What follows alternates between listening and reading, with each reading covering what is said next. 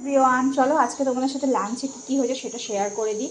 এখানে দেখো ফার্স্টে রয়েছে হলো হাঁড়িতে ভাত, একদম গরম গরম। তার সাথে এখানে হয়েছে হলো উচ্ছে কুমড়ো আলু ভাজা। যেহেতু কিনা আজকের দিনে তেতো খেতে হয়, তার জন্য মা একটা ডাল করেনি, উচ্ছে দিয়ে ভাজা করেছে। আর এখানে রয়েছে হলো পেঁপের চাটনি, মানে পাকা পেঁপে এনেছিল, সেইটা দিয়ে চাটনি করেছে কাজু বাদাম কিশমিশ দিয়ে।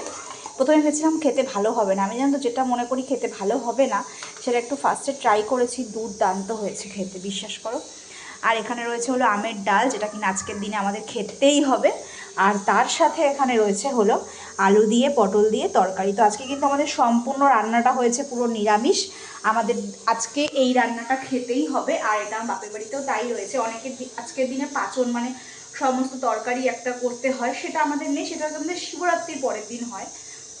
আমার বাপের বাড়িতেও তাই, শিবরাত্রির পরের দিন। তবে আজকের দিনে মানে নীল পুজোর পরের দিনকে এই খাবারটা করতেই হবে। তার ছাড়াও হলো সম্পূর্ণ নিরামিষভাবে করতে হবে।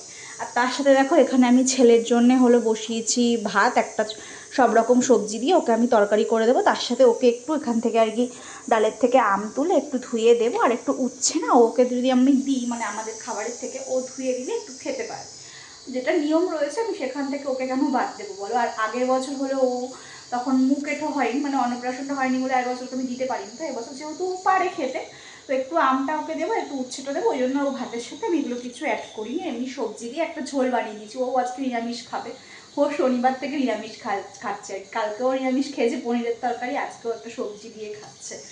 তো এই আর কি, চলো টাটা।